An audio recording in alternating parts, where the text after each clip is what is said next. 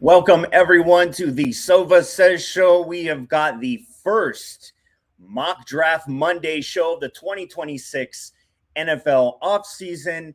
I'd like to welcome everybody in that is a Bengals fan, all the NFL fans that are going to just tune in and play along as we break down 7 rounds of a Bengals mock draft. Now, we will talk, as the draft goes, we will stop and pick up points to talk about certain things and how the draft is unfolding at the time. Don't want to also do too many trades as we break through this, but if there's something that is just way too good to pass up for the Cincinnati Bengals, I will be making all the Bengals picks for the entire 7 rounds. This will be a weekly series. We will try and step in and talk about these every Monday night. As the offseason progresses and we go through free agency, team needs will shift and will change, and we'll start to get a much clearer picture. Also, through the NFL scouting combine, prospect profiles will change. Some of the ways that the various draft simulators that I'll be using, will start to grade players differently. We will start to look to use different types of simulators, some that do import fan rosters and rankings. So we're going to start this one with NFL Mock Draft Database. But before we get started here, I'd really like to talk about how I see at this point some of the offseason needs for the Cincinnati Bengals as they embark on this draft season with the scouting combine coming up and free agency right around the corner. So obviously, the team is going to look one way right now, and the needs are what you see on the screen right now. I see they obviously need a lot of help on defense. We're thinking a defensive tackle, a nice 3-tech, even someone who can be stout up the middle and help against the run. But most of all, if you watched any part of Duke's press conference and the reaction that came afterwards, really the biggest takeaway from that was how he stressed how important pass rush was, how they needed to revitalize the pass rush. We saw some of that late in the year with Myles Murphy coming into his own and providing, a glimpse of what I think the front office and the fans thought they were getting when they selected him a few years ago. Shamar Stewart, a healthy Shamar Stewart, this is another first-round draft pick at defensive end. These are guys that have to be productive, that they are counting on these guys to add pass rush. And just because they've taken 2 first-rounders at the position in the last 4 years doesn't mean that first round is defensive end in the first round, edge is absolutely in play with the 10th overall pick. So pass rush, pass rush, pass rush. And if the Super Bowl this past weekend taught us anything, it's that you need to get after the quarterback and be able to do that with your front 4. If you can do that with your front 4, you can do so many other things on the back end to really muddy the waters downfield and be able to play coverage and various zones and then blitz when needed. Last year, I think we thought Al Golden was going to have a very aggressive and blitzing defense. We didn't get that. He probably brought the blitz the least amount through the first maybe 2/3, maybe even 3/4 of the season. We didn't see anything. But I think as the defense and as the team and some of those younger players, especially at linebacker, grew and became more comfortable, and he became more comfortable with them, I think they were able to then start mixing in and working in some blitz packages. But the main thing we're looking at in this draft and in this free agency, really rebuilding and reshaping this defense from the ground up, is adding a pass rush, a lethal pass rush, something that, something as similar as they can get to what Seattle did on the field in the Super Bowl. So linebacker, I know they drafted two linebackers last year and eventually started those 2 linebackers for the majority of the season. They could use not only a veteran presence, but still more athleticism at the position. They signed Oren Burks last offseason, and they didn't really get maybe what they were hoping from Burks. Not that that was his fault, maybe just kind of his role wasn't clearly defined. I thought they would maybe lean on him a little more early with being a veteran and having a lot of experience. But he was just sort of a situational linebacker throughout the year, and just mainly a depth piece. Safety. Geno Stone is an unrestricted free agent. I don't think the front office is bringing Geno back, no matter how nice they played, with the comments from Zach and Duke and Al Golden. I think Geno's also already chucked up the deuces on social media, and I think some of the fans kind of chased him away, and honestly, for good reason. He was feast or famine back there. When he was playing great, he was great, but those moments were very far and few between. So they have a gaping hole now at safety. Jordan Battle had a career year last year, but is he replaceable? I mean, is he a guy that the Bengals think that they have found their player back there? Could two safeties be in play? Tyson Anderson's a free agent. Do they still continue to draft for depth? Is Bud Clark from TCU shine in the Senior Bowl, a guy that they look at in the later rounds? We'll find out tonight and see how the draft plays out, and we'll see what sort of positions we could be looking at in April, depending on how things go. Wide receiver, obviously, they've got the 1A and the 1B all taken care of, right? Jamar Chase, T. Higgins, those are the guys, unquestioned. Those are two of the best receivers in the National Football League. That's taken. That's not what I mean by wide receiver. I'm talking about they are a 3 wide receiver team, and they struggled to replace Tyler Boyd last year. And Andre Yoshiva, as much as he was a red zone threat 2 years ago, last year just did not do the job. We couldn't trust Yoshi's hands. He was not the playmaker I think they hoped at the position. Sporadic moments here and there of good play, but still just not a reliable player. So it's been a couple years now that they have lacked what Tyler Boyd brought to that offense. Mike Gesicki is almost the Tyler Boyd position. So a wide receiver 3, Jermaine Burton, was drafted in the 3rd round 2 years ago.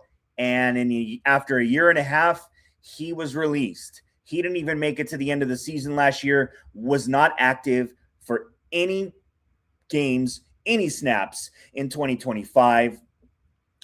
A wasted pick in the 3rd round. So when we go through the mock draft tonight, we are looking to minimize those risks and look for players that are productive, players that have good pedigree, that have played, stiff competition. That's always an important thing too, but not an end all be all. These are all just little pieces to the puzzle. Nothing is ever 100% the reason why, when you're making your evaluation and making your picks and ranking your depth chart or ranking your prospect list, there are so many factors to take in, and so many factors still to come, whether it's defining RAS scores or official measurements for some who weren't at the Senior Bowl. That the NFL scouting combine is going to get to the nitty gritty on some of these actual heights and weights for guys like Diego Pavia, who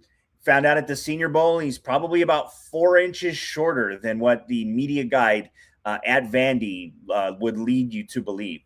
So the Bengals still need that wide receiver. And the tight end room, Noah Fant, we thought was going to be this great second tight end, maybe even a 1B to Mike Gesicki. And things were promising early, and then disaster struck a few times. The only player I think in NFL history with 3 fumble sixes in one season. So I don't anticipate seeing Noah Fant back on the roster, but you never know. He still is a guy with some yards after the catch ability and someone that they can trust in the red zone. But I think they need something a little more dynamic, someone to maybe be a little more inline as well and be a blocker and receiver. Noah Fant doesn't really give you much in the blocking. Drew Sample is their blocking guy, but I think they would really love to have a more well-rounded player at that position. So tight end is still something. They re-signed Tanner Hudson this offseason, but nothing long-term there. You have Gesicki long-term, you have Tanner Hudson, you have Drew Sample for another year, and then that's your room at this point. So always looking to improve that room, especially with Eric All's injury history and some of his offseason stuff that's been a little puzzling in recent weeks. So let's get into things. We want to start things off here. So let's pull up the sim here. So if we look at the way that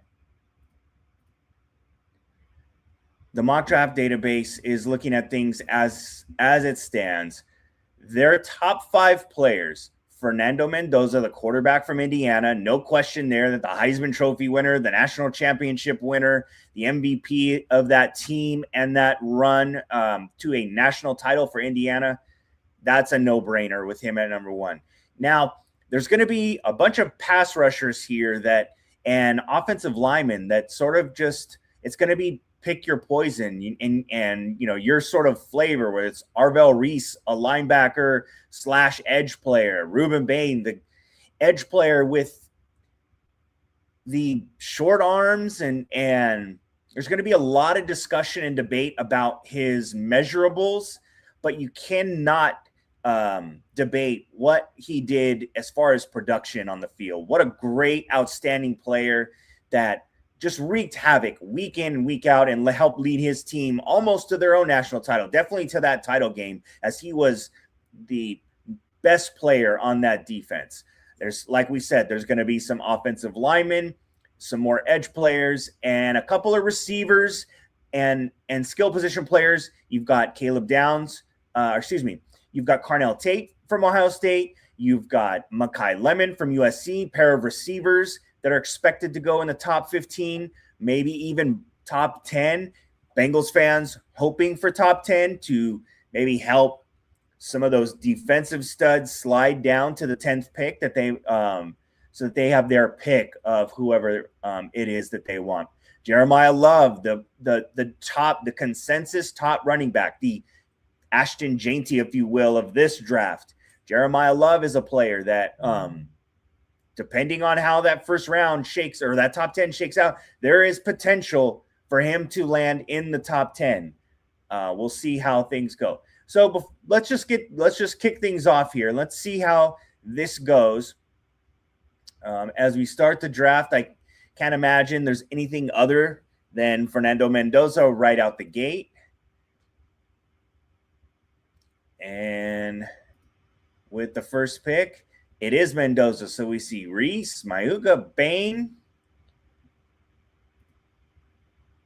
All right, so we're going to pause it right here. The Chiefs are on the clock right now with the 9th pick, 1 pick ahead of the Bengals. Let's take a look real quick here at what's happened. Mendoza's gone. So you have Mendoza, obviously, to the Raiders. Then you have Arvell Reese, Ruben Bain, and David Bailey. The top 3 edge players in the draft, all gone. A pair of offensive tackles, right tackles, gone. Obviously, right tackle for the Bengals, not as big of a need with Amarius Mims, who is developing into an all-pro caliber talent. If he stays on his projection, the Bengals have a guy that they can count on all pros and Pro Bowls for the next 10 plus years, as long as they keep him under contract. And then here we go. So Carnell Tate of Ohio State did make the cut and did get drafted here. All right, so let's let this go here. I don't think the Bengals would be looking to draft up. There's going to be some similar. There are going to be some times when the Chiefs and the Bengals with similar needs are going to be staring at the same player.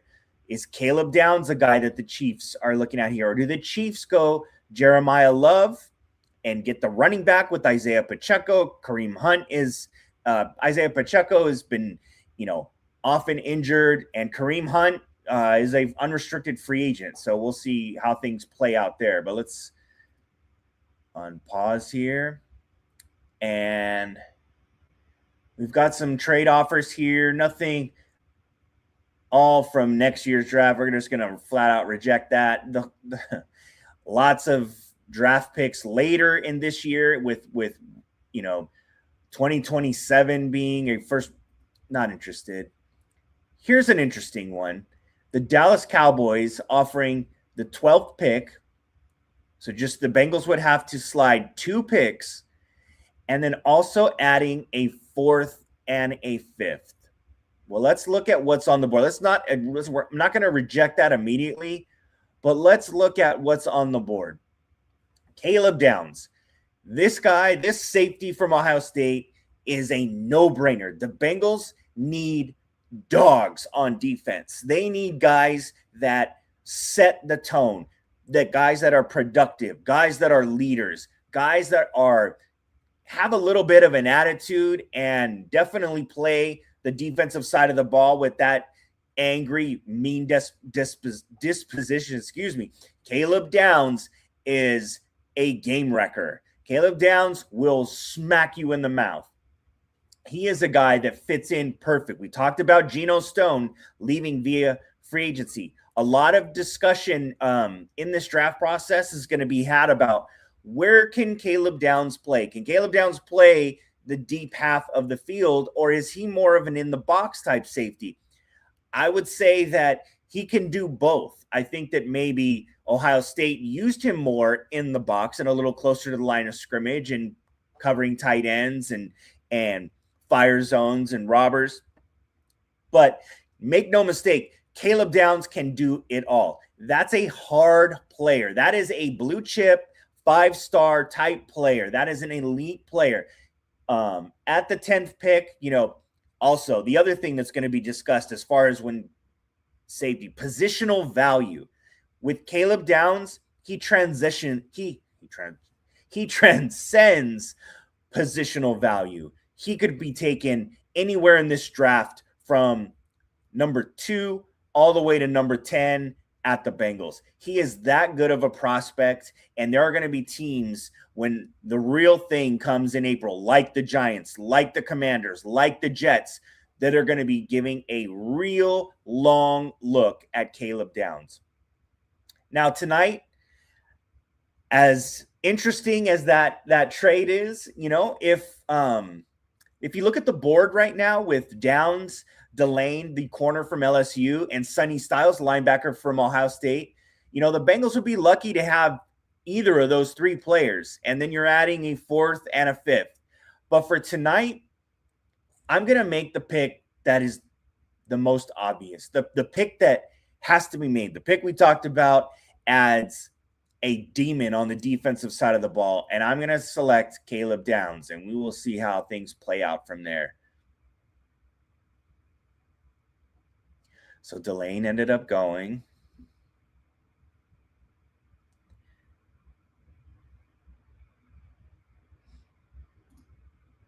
All right, so let's look at the first round as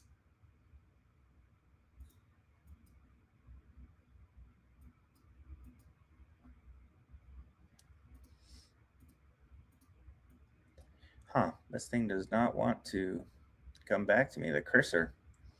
Oh, here we go. All right. So Seattle goes quarterback with the final pick of the first round.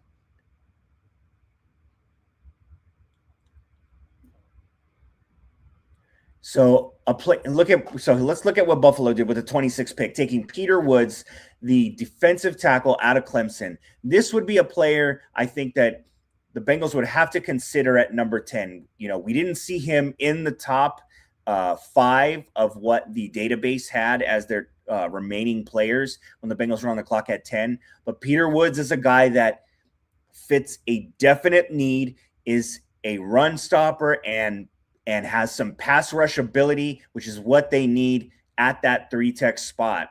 So Peter Woods off the board. Caleb McDonald, another defensive tackle from Ohio State, isn't your pass rushing 3-tech, is more of just your just sort of a run stopping dominant, albeit dominant defensive tackle. So a guy that the Bears take there. So 2 big time defensive tackles off the board for Cincinnati. Mekhi Lemon goes to the Jets. And so the Jets just traditionally love USC receivers. So let's see how the rest of this plays out here. If you look at the board as it stands now, a tackle, a corner, an edge player in Akeem Mesidor, that very, very productive, especially coming off the edge from the other side of Ruben Bain. The big red flag for Mesidor is his age. He turns 25. He will be a 25-year-old rookie. Now, the Bengals took a 25-year-old rookie in the second round last year with Demetrius Knight Jr. Is the second round, do you have to look at players that you draft in the first and the second round as guys that you hope you can parlay into a second contract? So the second round player is going to get a 4-year deal. So at the end of those 4 years, he will essentially be 29. He will be creeping up on 30. Is that still a player at that age that you want to give a second contract to? If you're drafting the normal typical age, 21, 22, those guys are in their mid-20s when the second contract comes around. So it's a lot easier. There's a lot less to think about. You can just strictly look at how are they playing right now. I don't really need to project how will they play in a year or two. Will they hit that, age 30 wall and their production and athleticism start to really dip? So those are the things that teams are going to have to think about with a player like Akeem Mesidor. Colton Hood, a cornerback that with some bit of an injury history. And then here's a safety that a lot of people like, Emmanuel McNeil-Warren, the safety from Toledo. Maybe not in your big Power 5 conference, but a guy with a lot of production and with some athletic traits that really jump off the map for you. So let's continue this and let's see how things play out. And let's see what's available for Cincy with the 10th pick in the second round.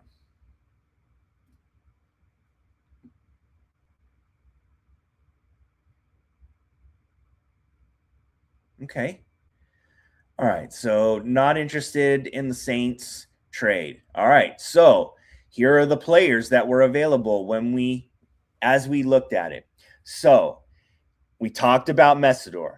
We talked about McNeil-Warren. McNeil-Warren, not a need anymore, right? We drafted in the first round. We got our guy. We've got the safety. We've got that dog in the secondary now. So McNeil-Warren is a guy that we don't need. Now, this next group of defensive tackles, Lee Hunter, out of Texas Tech, was one of the guys that really flashed in Mobile earlier this year in January. Early February, so the beginning of this month. Lee Hunter was a guy that had some really big wins in one-on-ones. He is not your prototypical pass rushing defensive tackle, but he does have some strong hands. He can get after it. Let's look at a little bit of his production profile here. So Lee Hunter out of Texas Tech, he is a member of that line, that front four, front seven at Texas Tech that had David Bailey, Romello Height, Lee Hunter. These guys all got after the quarterback and got after other defenses. So Lee Hunter is a 6'4", 321-pound defensive tackle. That's a big boy. That is bringing the size to it. Played 1 year at Texas Tech after transferring from UCF. So has played in ACC and Big 12, or I guess maybe the AAC and Big 12. So familiar with Power 5, familiar with big time conference play. 10 and a half tackles for loss. So the last 3 years, his production behind the line of scrimmage, as a sophomore, 11 tackles for loss. As a junior, 9.5. 10.5 this past year in his senior year with 2.5 sacks. 7.5 sacks in 4 years of playing. Again, he's not that type of pass rusher, but he can get after the quarterback. Lee Hunter is a guy that, excuse me, the Bengals need to be more stout. They don't need to just get after the quarterback. They couldn't stop the run last year. And in order to get after the quarterback, you have to be able to stop the run, especially on first downs. So who we're looking at here, see Zachariah Branch. This is an interesting pick, and it's probably a little too early for offense right here with some of the defensive needs. And I don't know that Zachariah Branch, although I'm a Trojan at heart, and he played his first few years at USC, I don't know. Now, he would be a dynamic piece. I don't know if adding that third receiver is worth ignoring, shoring up the defensive line. You've got 2 prime defensive linemen right here. And I think that we talked about, drafting a 25-year-old. The window is now, right? The window is now. You can't think too far in the future.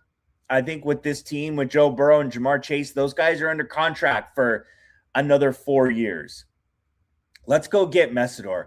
Let's go attack the quarterback. Let's boost this pass rush with the top pass rusher remaining on the board.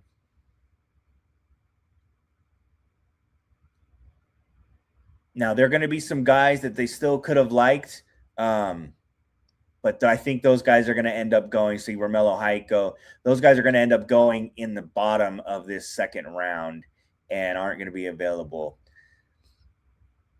Okay, as we come back up to our third round pick, 5th round, 6th round, a third. No, not interested.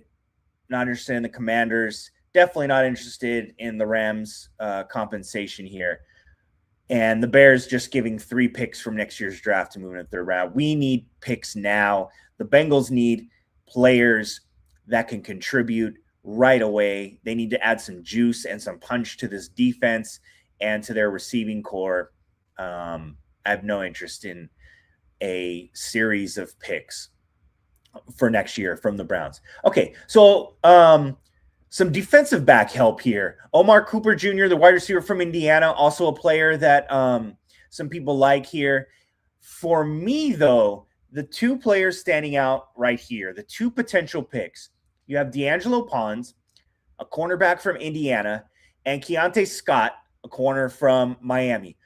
Both guys fairly similar as maybe you look at them as that nickel position. I know that there's been some chatter online. D'Angelo Pons reminds some people of Mike Hilton. And, man, there isn't a player that you'd probably at that position rather be compared to than Mike Hilton. But let's just kind of look at the size profile here for Pons and see how close. All right, so his database still not coming in, giving us that. Let's see what Indiana listed it at, even though we probably can't trust it too much. All right, so they are listing him as at 5'9". So the Mike Hilton comparison is very real. And if you watched him in the national title game, you saw a lot of those instincts, hand on the ball. I think he had 3 or 4 pass breakups in that game. Just a very active player. Keontae Scott, on the other hand, at Miami, a little more traditional with more length, probably a little more of a downfield threat. Maybe could even kick in out to the outside at times. I've seen them bring him as a blitzer. I didn't see Pons. I've yet to see him on tape be much of a blitzer. And that would fit definitely into that Mike Hilton mold. But for me, I think you just go with what you know. I mean, a younger version of a guy that made that defense, the Bengals defense in 2021 really and 2022 really tick, was Mike Hilton and the plays he could make in coverage and as a run stopper and as a blitzer. So let's go with the corner from Indiana, D'Angelo Pond, the Mike Hilton 2.0, the younger version.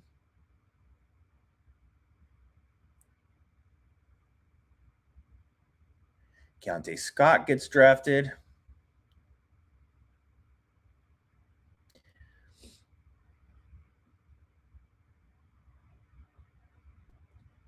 So now is when we're going to start to really have to look at best player available versus what's on the board. You don't want to start to reach for players that for positions. We don't want to draft positions. We want to draft talent and we want to draft players. The Bears, Jesus. I mean, every step of the way, they're offering their entire draft for next year. They are in win now mode with that regime, according to this database here, this simulator. Nothing interesting from any of these other teams, all offering a boatload of picks in 2027, especially for this exercise. We are not interested in that. Okay, so let's go back and let's look at what we've taken so far. So very generous draft grades here, 3 A+ picks. I mean, I would agree, but that's a little bit of a bias. So 2 picks definitely have addressed the secondary, a safety and a corner with the first 2 of the picks in the first 3 rounds, and then edge. So all defense here, really looking to lock down receivers and attack quarterbacks. Those are complementary positions right there. If one is playing at a high level, it usually affects the other in a positive light. So let's see what we have available here. I think we're good. Davison Igbenison is a really good player, but we've already addressed the secondary twice at this point. Keelan Rutledge was a guy in Mobile who really opened some eyes with, his ability to kind of sit and drop his hips and lock in and be a wall for winning some of those one-on-ones against the defensive line. As you can kind of continue to go through this, you're looking at, a couple of offensive line players towards the top of their board. Malachi Lawrence is an edge guy. We've taken an edge guy, unless it's an edge guy that really feels like a value pick. I think they're good here. I really still want to try and see if there's anything to, continue to bolster that front 7. Running back, Samaje Perine, still a guy, and he's been around the block here for a while now, and is still a guy that they can count on. They have 3 running backs, but I think I would not be surprised the Bengals still look to try and take another speedy player with hands to be an additional receiver out of the backfield. Katron Allen still just isn't the guy that I think at this point we're looking at. Continuing to go down, Genesis Smith, a safety out of Arizona, some people really like. Jake Slaughter. So at this point, Dalton Risner is scheduled to go into free agency. We're not sure whether or not the team has any interest in bringing him back. I can't imagine why they wouldn't. There's zero reason why Dalton Risner should not be re-signed to this team. And I think that, they had the strongest offensive line. They finished great. They played great. This is the best offensive line Joe Burrow's ever had. And he only got to really play with it, behind it for 5 or 6 games. So I really hope that they bring him back. Now, having said that, they drafted 2 guards last year. They could still use depth. They could still use a swing piece. They could still use a guy that I don't know how sold they are on Matt Lee. Is there a guy that can back up or, eventually take the reins from Ted Karras and be the center? Is Jake Slaughter a guy with, enough versatility along the line that he can play 3 to 4 spots, or is he just a guard? He's a guy that I like a lot. Kyle Lewis is a linebacker that is a little bit on the small side, but man, he can cover. And he really, really stood out in Mobile. Is a guy that can make a lot of tackles, is pretty instinctive, shoots to the ball. Kyle Lewis is a guy we should think about right here. And Bud Clark. Bud Clark had an outstanding week. Bud Clark might have been the defensive player of the week in Mobile. It really is starting to shoot up draft boards. Is Bud Clark a guy?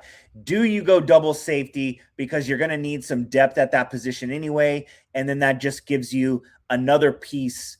I like Dejon Anthony a lot. I hope that he gets more of a shot as Al Golden becomes more familiar with him. I think he's a guy that they should really look to for, a rotational piece with Jordan Battle. But if Jordan Battle's having a great year and we've drafted Caleb Downs and those guys just click, then it's just a depth piece, and it's just a talented depth piece.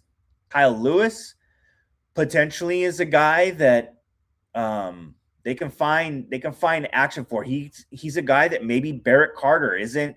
At times Barrett Carter had a ton of tackles, but he also took horrible angles at times and was beat in coverage. I thought he would be a lot better in pass coverage than he was last year. Maybe those are just rookie bumps and bruises, and he got some of those things out. And with the experience and the starts, having basically made the Bengals trade Logan Wilson because they felt so comfortable in his play.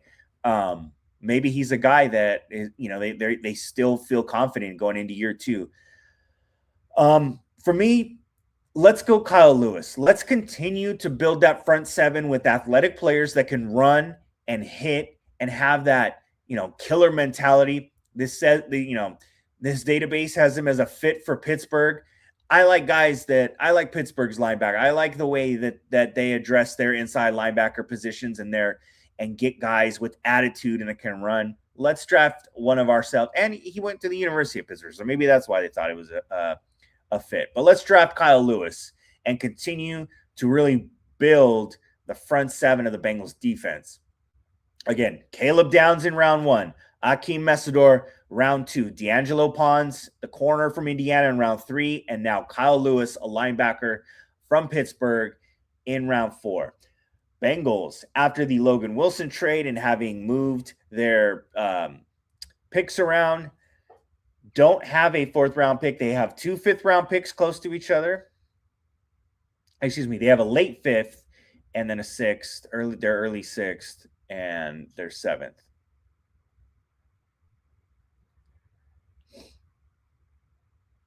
I'll start to look at maybe some of these available players at positions that we haven't drafted. What sort of tight end market is still out there? Sam, okay, so now we're back on the clock. I'm not interested in any of these trades. These are a lot of, we'll give you everything you want next year. We want guys that can play now. Now, I know I just got done saying we don't want to draft positions, right? I just want to kind of take a look at what's available, where the strength of this draft still is. And at this point, I think the edge class, you're looking for guys that have a trait at this point, whether it was a guy in a small school that was really productive, or there's a guy that you see fits a need, whether he's a run stopping edge, a guy that maybe had an injury concern, but was productive when healthy. And maybe that's the reason he's fallen to these later rounds as we sit in round 6 at pick 188. Let's see. Defensive interior could still use a man in the middle. Still missing a man in the middle, definitely. Wide receiver, Caleb Douglas, is an interesting player.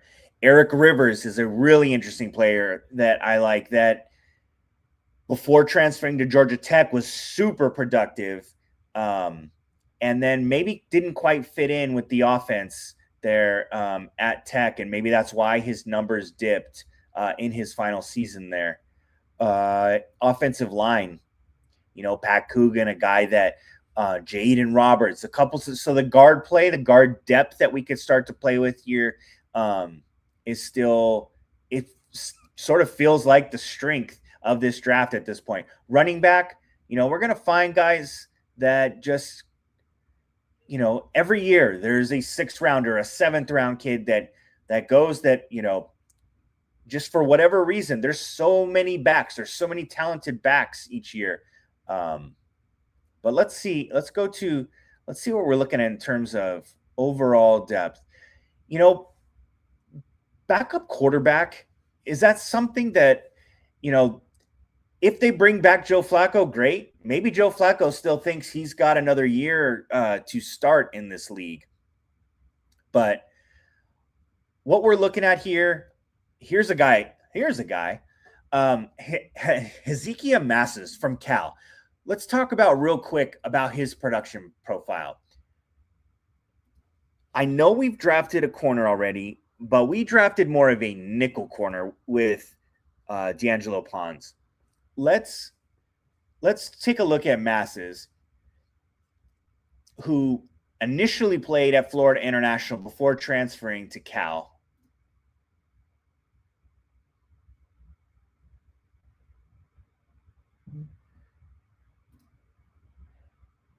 So this past season,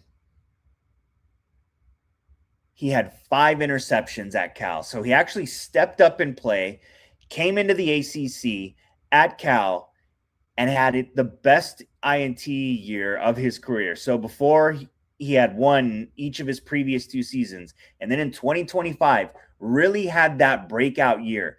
5 picks, 13 pass breakups. So he is a guy that no matter what, he was tested last year, it looks like, and he was making plays on the ball. So let's continue to build our secondary, and let's draft a guy like Hezekiah Masses. I'd like to thank everyone that's in the chat right now, that's joined the program. Thank you so much for joining the show. What do you guys think about? What do you guys think about what's happened so far here? Let's reject these picks, and let's just take a quick look at what we've done so far tonight with this mock draft. Right out the gate, addressing the defense. I mean, we've gone all defense here. So the secondary, we get the safety, the eliminator, the terminator, whatever you want to call Caleb Downs. He is a game wrecker and a game changer. So win this mock draft, we go Caleb Downs with the 10th overall pick, then come back in the 2nd round and address that pass rush. That pass rush that Duke Tobin said that was a focal point of this offseason. If you watch the Super Bowl on Sunday, you saw just how important it is to have waves of pass rushers to get after the quarterback so you don't have to blitz, so that you can come with 4 and play all types of zone coverages and games in the back end and really lock opposing quarterbacks down. Then we go back to the secondary. We talked about the Mike Hilton clone, the 5'9" D'Angelo Pons, who just seems to get his hands everywhere on the ball.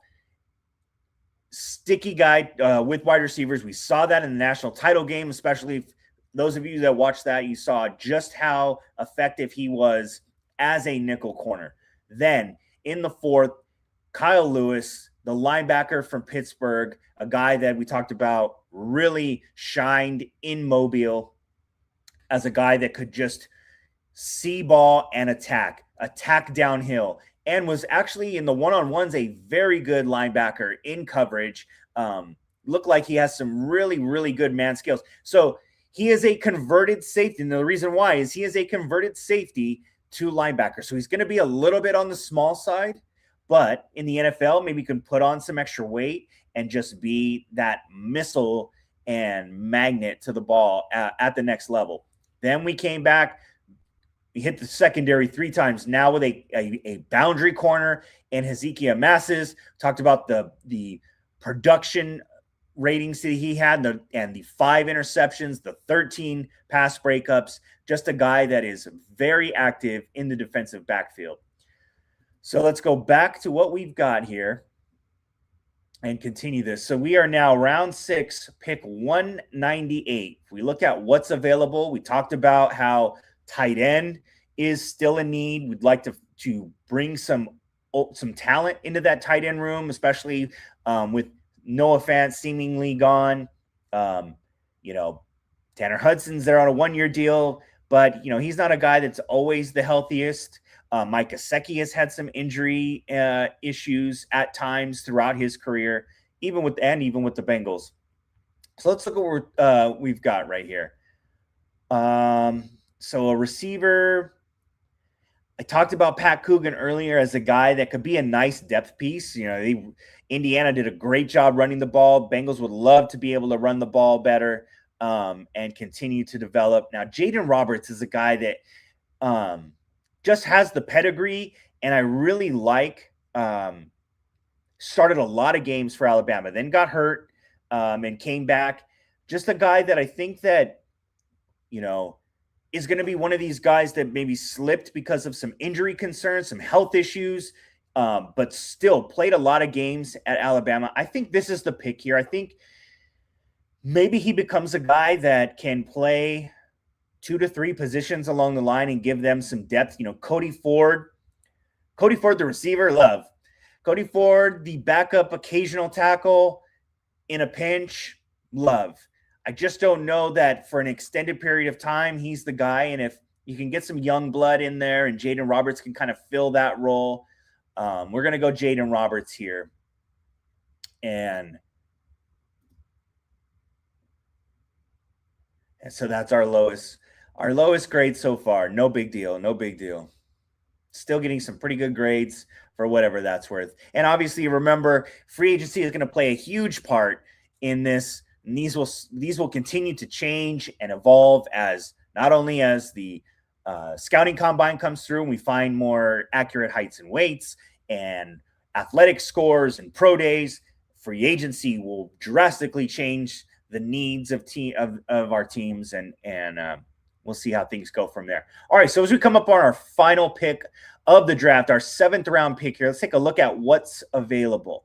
Now, is this a pick here where you just look to take a big swing with like a guy that's with like a really high upside, but maybe has at this point in the draft, these players all have some sort of red flag, not necessarily off the field, but or with injury, something they've done in their career wasn't as productive, or there's questions about competition, whether it's a guy like Caleb Proctor coming from Southeast Louisiana.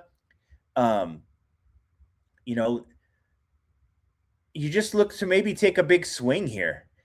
And I think for me, let's take this big swing. We talked about Eric Rivers. Let's before we make this pick, I want to show you or talk to you about the fall off in production for Eric Rivers when he transferred. Now, maybe that was due to a slight jump in competition and in play.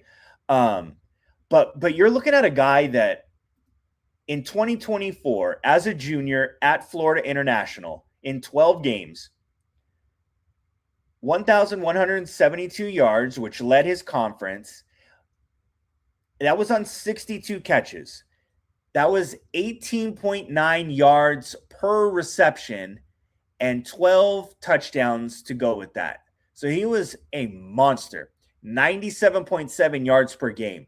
That is about as productive as you get at the college level, especially, coming from the Conference USA. Now, obviously, he is where he is in the draft because when he jumped up to the ACC and, a different quarterback, maybe learning a new offense, different defensive backs he was unfamiliar with, 46 catches, 658 yards. He also could have been a number 2 option only 2 touchdowns. So you see a significant drop in production. It'll be interesting to sort of watch the tape on Eric Rivers as this process goes along, and kind of understand and get a clearer picture. But for me, 7th round, I want to see if we can recreate some of that, dynamic offense he created his junior year. So let's draft a guy like Eric Rivers with our 7th. We talked about needing to push Andre Yoshiva, replace Jermaine Burton, just really be players, just really find a third option that isn't Gesicki, a third receiver that Joe Burrow can trust, that can stretch the field, that can be a guy in the red zone, that when teams decide to double T and double Jamar, that makes teams pay. So as we go, we get our draft is complete. We get our final look at things here in our mock draft 1.0. So this is the first one of the offseason. Come back every week. We're going to go through these every Monday night and see how these sort of evolve over time. We got Caleb Downs. We talked about the Ohio State safety being our blue chip, being our top guy, a guy that's going to transform the Bengals defense, especially on that back end. It's going to be that enforcer, that intimidating presence in the backfield, the Bob Sanders or Troy Polamalu of that defense. Obviously these are guys that are either in the Hall of Fame or won Defensive Player of the Year. If you're looking at a guy like Caleb Downs who could potentially go as high as number 2 in the draft, then you're talking about a guy who has not only pedigree, but we're looking at that could be that type of player and prospect in the NFL. Akeem Mesidor, the 25-year-old edge rusher that with tons of production. The Bengals draft him at 41. Then a pair of corners in the next 3 rounds with D'Angelo Pons and Hezekiah Masses. Kyle Lewis, the defensive backs or safety turned linebacker who really shined in Mobile, drafted at 110. Then some depth pieces here that hope you don't have to see too much. Really hoping Dalton Risner is coming back, so we don't have to worry about whether it's Jalen Rivers or another rookie at the position or Cody Ford. Would love to have Risner back, but Jaden Roberts, the guard from Alabama, is the pick there in the 6th round, and then Eric Rivers, the wide receiver from Georgia Tech, hoping to recreate some of those big splash plays he had in college. What about you guys? What any overall grades? Throw them in the comments section. If you guys enjoy what we're doing here on Sovah Says, we are going to be doing tons of draft content, not only Mock Draft Monday shows. Tune in for the Scouting After Dark, Scouting After Dark series. We've already looked at 2 players. We looked at Caleb Downs and we've looked at Peter Woods. So go back and check out those past episodes. Really kind of takes you behind the scenes of how I start to build my draft database, whether it's, going over the stats, accolades, going over some film, watching some highlights, really looking into who these players are as we continue through this process. And these will all evolve. Obviously, we are in early February right now. There's a lot of steps still here to come before, April 24th. So a lot of stuff going on. Free agency obviously being a big one that's going to influence this. But appreciate everyone coming on tonight and hanging out. It's a lot of fun doing these mock drafts, and we'll start to continue to use different tools. I know the rankings are all different, and some guys are you're surprised that they're available when they're available in some, and then when they're not in others. But if you enjoyed what you see, give us a like, give me a subscribe so you get the alerts, so you know when things are coming. Just want to say thank you to everyone who came into the stream. Thank you everyone for watching, and Houday, we will see you at the next one.